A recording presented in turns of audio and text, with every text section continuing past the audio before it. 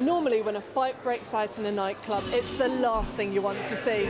But here in Exeter, they're paying good money for ringside seats. So prepare yourself for real blood, sweat and tears as cage fighting has come to town.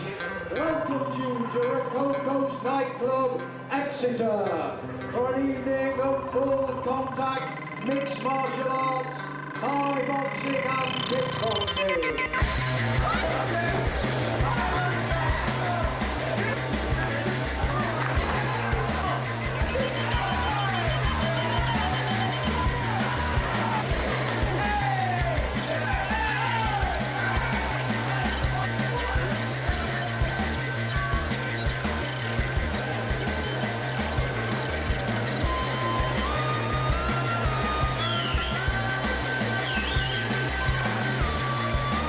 A few centuries ago, bare-knuckle brawls with bloodthirsty crowds were the stuff of backstreet legends. But to find fighters willing to submit themselves to enter a cage to take part in this no-holds-barred mix of boxing, wrestling and martial arts in 21st century Devon is somewhat of a surprise. Properly known as mixed martial arts, this is the world's fastest growing sport, with more than 300 million fans around the globe.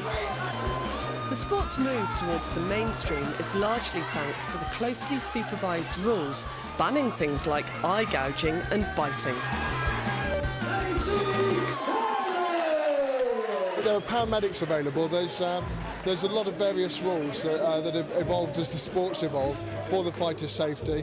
And the referee is very professional. As soon as a fighter is in distress, then the contest is stopped.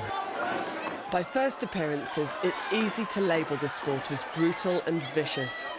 But to find out what really goes into becoming a cage fighter, there's only one thing for it. Behind the scenes in an unassuming hall in Liskeard, Mark Tucker runs this club training fighters in mixed martial arts. So taking part in MMA, what is the kit that I would need to be wearing? The first thing you'd get is a pair of MMA gloves, right. Normally 4-ounce gloves. They're there so you can actually, they're there to protect you when you strike and stuff, but also give you the ability to grab and grapple. Right. Because you've got to have the ability to apply a submission hold, i.e. an arm lock, a leg lock or a strangle. So with boxing gloves on you wouldn't be able to do that. So they're a cross between the two. Normally when you compete, the actual Velcro is taped up and signed by a referee, so the Velcro can't come off or it can't cause cuts on the face and stuff like that when you're punching with them. OK, we'll try this on.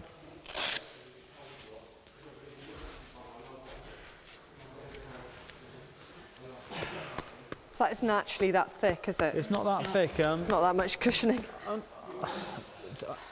Contrary to popular belief in that, unlike boxing, where in boxing you're constantly encouraged to strike to the head, if the boxers clinch and the referee will come in and break and they keep striking to the head again. In MMA there aren't as many strikes to the head. Normally when they do a flurry of punches, 4 or 5, maybe 7 punches, they end up clinching, they have a throw or a takedown, then they start fighting on the ground, submission fighting, or they start striking on the ground as well. So it's very limited. If you watch any MMA fights, there's very, very few strikes to the head. As soon as you feel it and you feel uncomfortable, just literally just tap and that's it. That's a signal, all right? Okay? I think I'll do more than tap. You'll be okay, don't worry. Oh my God. OK. There you go. As you can see, it's quite uncomfortable. People see it in a competition, they say, why did he tap? Yeah. Oh, he's not a Well, very I think good it's fighter. just because you feel vulnerable. It's your throat, It's horrible, yeah. and you can't see, it's a very horrible technique to be caught on. I mean, I've actually been knocked out by that technique. I basically got knocked unconscious by that technique and got brought round afterwards. So I've learnt a couple of the positions. Yeah. Is there any way of having a go at some punching and kicking? Yeah, and we that can sort of get you thing punching now? and kicking Yeah. if you like. Yeah. No problem. I think that's Have more you got my- your shins up on my it? street. Have you done anything before, punching and kicking? No, not really. That's it. That one. It, you got it. Right. That's it, yeah. Sorry. Nicky will kick you, no problem.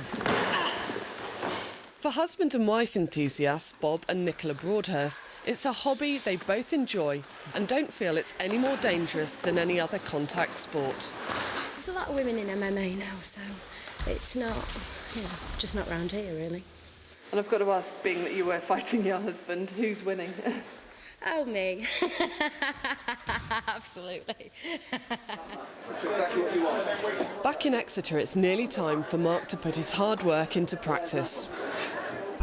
The Cornwall and Isles of Scilly Primary Care Trust has voiced concerns over even treating injuries to fighters, claiming that this could take up valuable NHS facilities.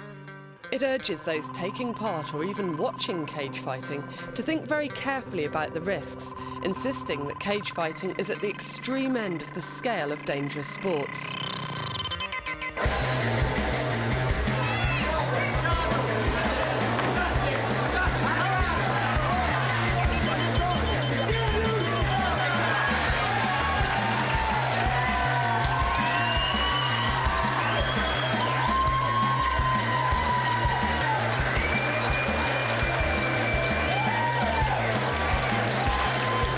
Congratulations, well done.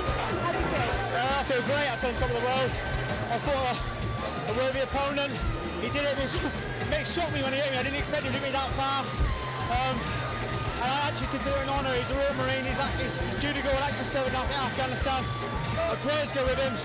And I hope he does well and comes on safe. I've seen 10 fights tonight, and in terms of injuries, I can report a couple of bloody noses, a couple of black eyes, one man unconscious, and no doubt several bruised egos.